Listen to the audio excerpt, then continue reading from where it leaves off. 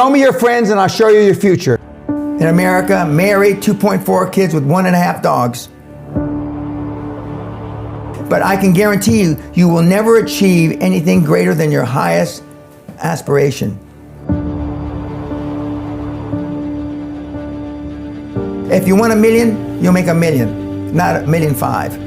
If you want 10 million, 100 million, and you'll never exceed that.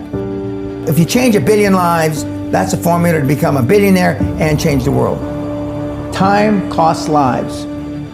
Show me your friends and I'll show you your future. You want to know why you're all f***ed up? Just look at the bums you hang around with. I do what you don't want to do, that you know that you got to do to be where you want to be.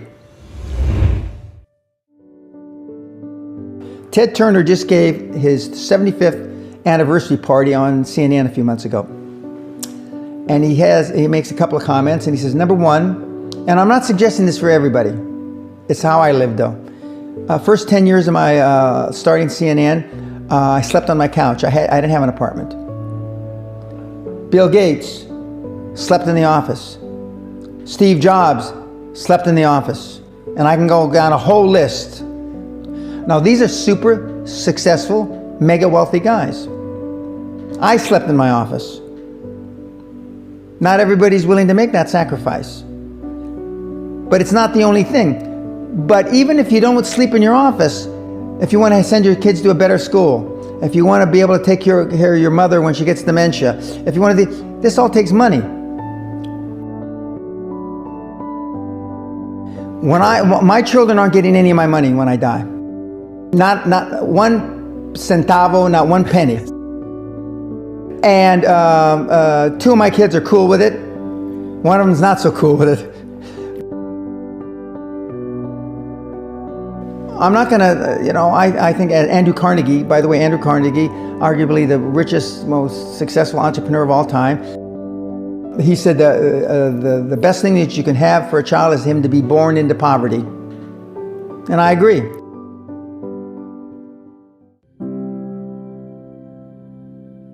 Lack of self-esteem, lack of self-worth. Now they think they have self-worth. They think because they've made a few bucks. But in actuality, and when they measure it against the other 8, 10, 12 people sitting around the table, they realize, or they start to question, hell, maybe I was just lucky. Now, all of us, when you're only a one-trick guy or gal, think, was I lucky? Now, I've done it so many times, I know I wasn't lucky. I might have been lucky the first time, but I haven't been lucky the 15, 20, 40, 50, I know that. Okay. But maybe I was lucky the first time. But my life changed when I was pretty much a haphazard kid, got in a lot of trouble, got arrested 4 or 5 times, thrown in jail, and this was with my dad as a cop. But then I volunteered for the draft in 1966 at the height of the Vietnam War, and I went to OCS, and that changed my life because it was the really first real high performance thing that I could measure myself against with other people.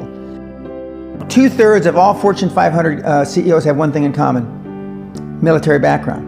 Really? 2/3 of those 2/3 have something else: martial arts. What do you learn in martial arts, Brian? Discipline, focus.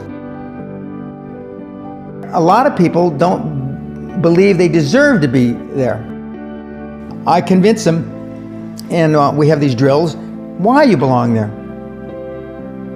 A lot of people that come there, with money, that have made money, think they made it by accident. Right. I just had one of my superstars who's made $100 million tell me in the last week, I'm not sure I'm going to have another lucky accident.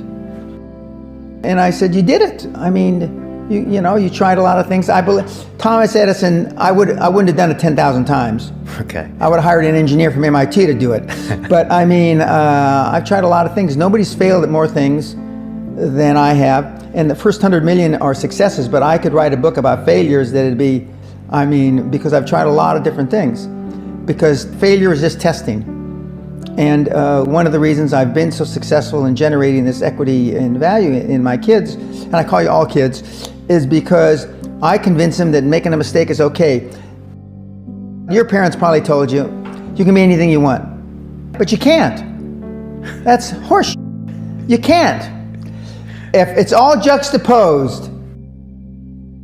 So, but what you tell them is that you can do anything you want that you have passion for, because that eliminates most of the crap. Because most people don't follow their dream. You know, like they say in The Sound of Music, you can't have a dream come true unless you have a dream. Now, I still dream. I dream in Technicolor. I say my affirmations and goals every single night. It's bloody hard to be a high-performance person.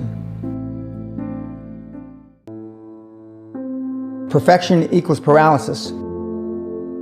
If you left it to engineers, no car would ever come off the assembly line. No car would ever come off the assembly line, and I've been in business with enough engineers, I can attest to that with my hand on my heart. They'd still be trying to make it better. And the internet business is very much the same. The internet kids want to test and test and test, and they want the landing page to be this, and roll it out. The great thing about the internet is your results are instantaneous.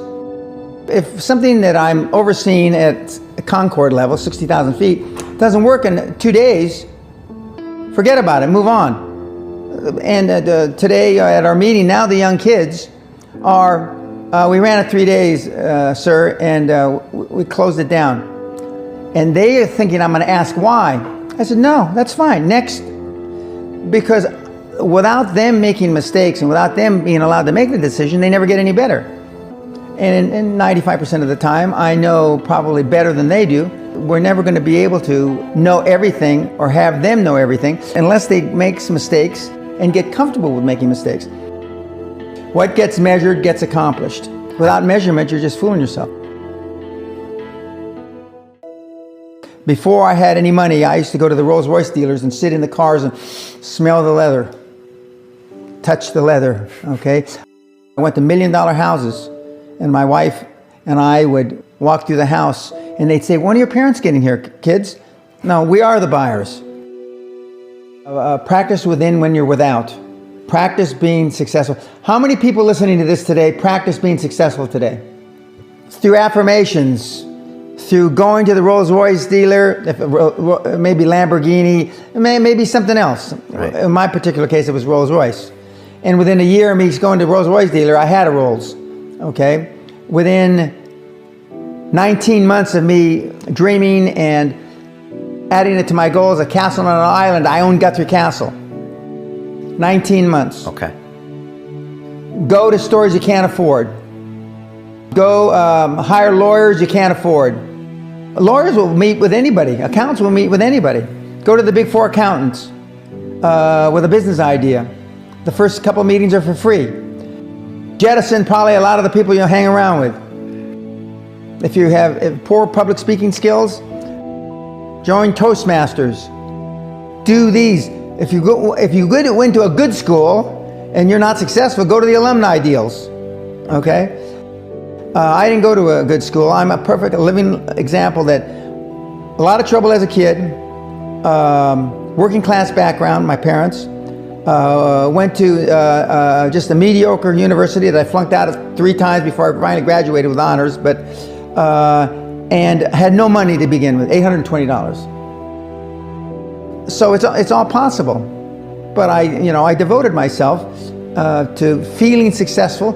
I was wearing suits like this before I could afford them. Most people procrastinate because they're unsure, so just do it. And but I've never had a problem just doing it, because one of the things is you learn as a young combat infantry officer is time costs lives. We overanalyze because we're unsure. We don't overanalyze because we are not sure if it'll work or not. We're more worried about, on the emotional side, it embarrassing us.